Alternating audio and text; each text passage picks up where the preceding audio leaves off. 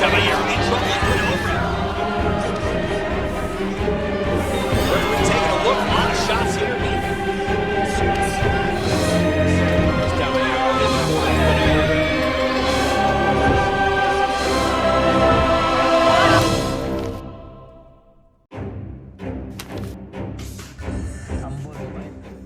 Nitong araw, September 20, 2024, makakaharap na nga ng ating kababayan na si Jason Benaobra ang isang undefeated na batang Amerikanong boksingero na si Matthias Radcliffe sa isang 8 rounds boxing competition.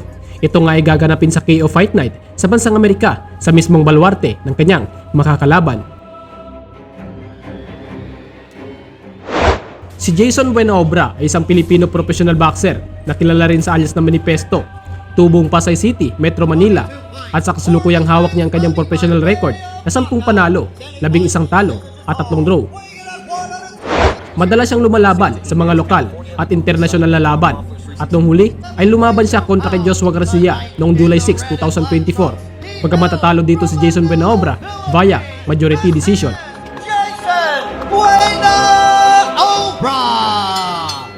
Isa nga itong southpaw stance boxer ang ating kababayan mga idol at kilala sa kanyang agresibong estilo. Mabilis siya sa pagpaibot at mahilig magpwersa sa kanyang kalaban mula sa iba't ibang anggulo. Pinapanatili niyang nasa defensive mode ang kanyang mga katunggali sa buong laban. Ngunit hindi nga maganda ang kartada ang iniingatan ng ating kababayan sa ngayon mga idol dahil sa sunod-sunod itong pagkatalong natamo sa loob ng 2 taong pakikipagsapalaran. Samantalang ang kanyang makakaharap sa ngayon ay isang undefeated at knockout artist sa light featherweight division na may impresibong kartada na 8 panalo, 6 dito ay naipanalo niya via knockout at walang talo maliban sa isang draw. Isa nga itong agresibong fighter at masipag na boksingero na gumagamit ng mabilis at mabibigat na suntok upang makontrol ang laban. Popular nga si Matthias Radcliffe sa kanyang kakayahan na mag-cut ng sulok na madalas inilalagay ang kanyang mga kalaban sa langanin.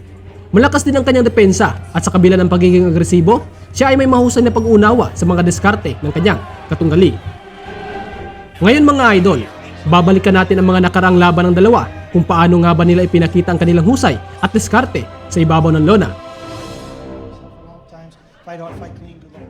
Isa nga sa mga impresibong panalo ni Matthias Radcliffe ay ang laban niya kontra kay Luis Olvera na kung saan maagang tinapos ni Matthias ang laban sa loob lamang ng 4 na round.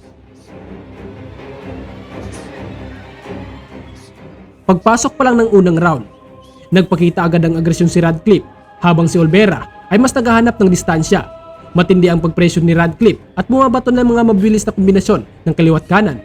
Ngunit matibay pa rin ang depensa ni Olvera.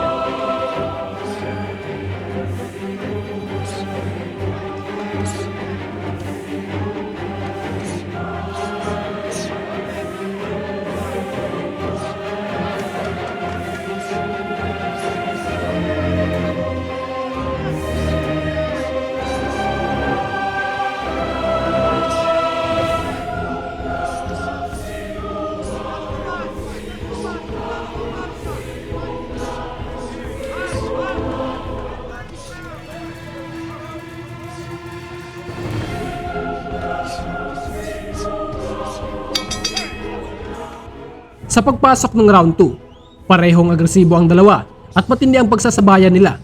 Parehong pressure fighter nga ang mga ito mga idol at parehong palaban sa ibabaw ng lona.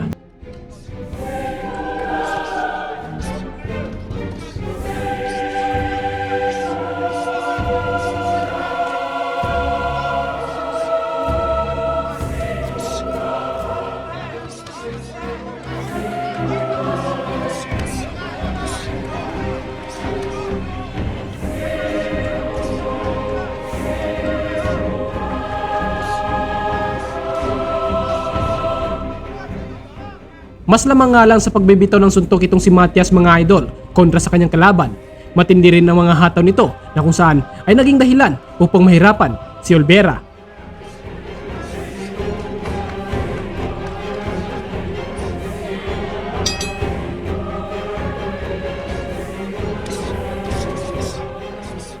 Mas naging intensibo nga ang laban sa pagpasok ng round 3. Wala nang kawalan itong kalaban ni Matias dito mga idol at nahihirapan itong makasabay sa bawat bitaw ni Radcliffe. Patuloy nga ang pag-pressure ni Matias dito mga idol na siyang nagpapagod sa kalaban.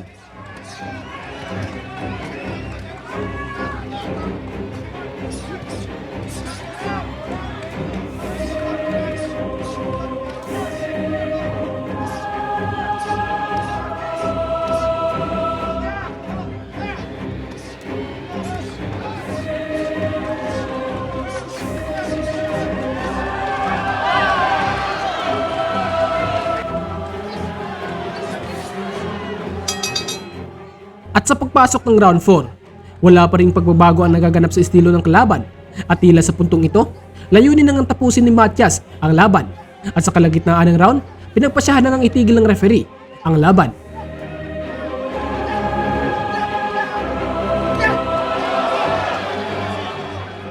Mabilis ngang nakuha ni Matias Radcliffe ang pagkapanalo mga idol at tinapos nga nito ang laban via technical knockout sa loob lamang ng ika-4 na round.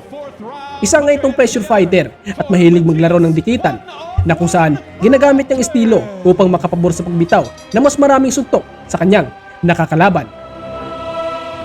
February 23, 2024, isang matinding bakbakan sa pagitan ng ating kababayan na si Jason Benaobra kontra sa isang Cubanong walang talo na si Isbel Caballero. Ang laban na ito mga idol ay ginanap nga sa Cumas Casino, Santa Ines, Damansang, Amerika. Sa simula ng laban, parehong maingat na kumilos ang dalawang boksingero. Makikita natin na sinusubukan munang basahin ni Caballero ang estilo ng ating kababayan, habang si Benaobra naman ay mas gustong mapanatili ang distansya sa kalaban. Climates, you go on a trip on a plane or whatever, so it's all good experience. So everything that goes on outside the ring. Nagpapakiramdaman ang dalawa at parehong nagmamatsyag sa bawat galaw ng bawat isa. Bagamat walang matitinding palitan ang nagaganap sa unang round, ramdam naman ang tensyon habang naghihintay lamang ng tamang pagkakataon ang bawat isa. Here we go. Fight nights.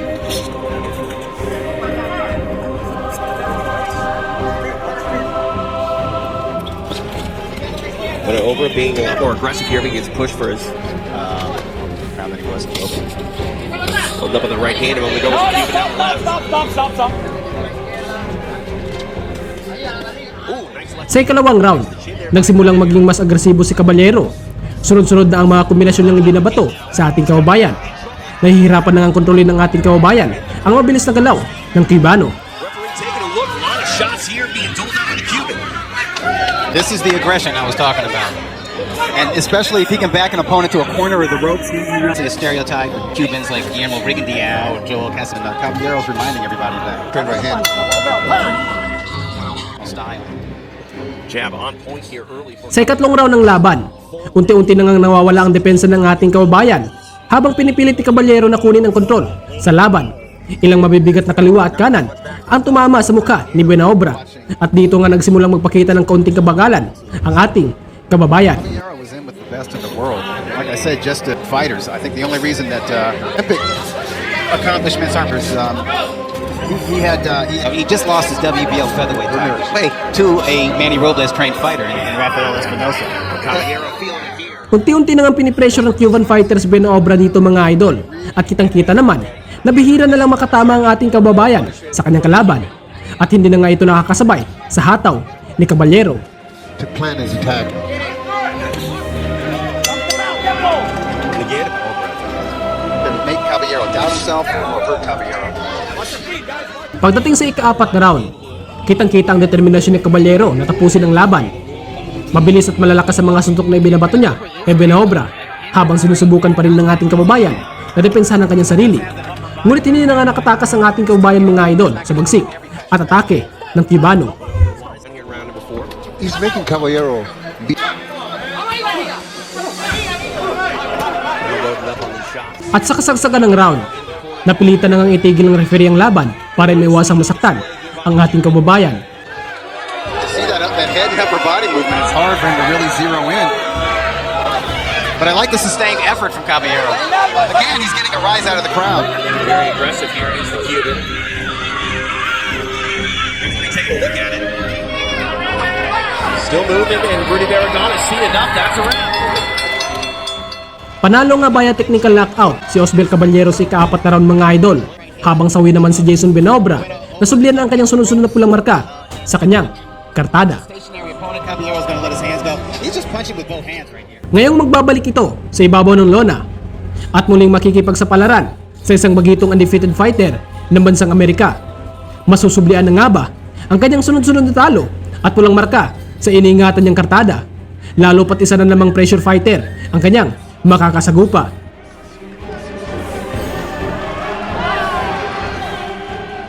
Bagamat natitiyak kung pinaghahanda na ito ng ating kababayan, susuportahan na lang natin ang kanyang magiging laban.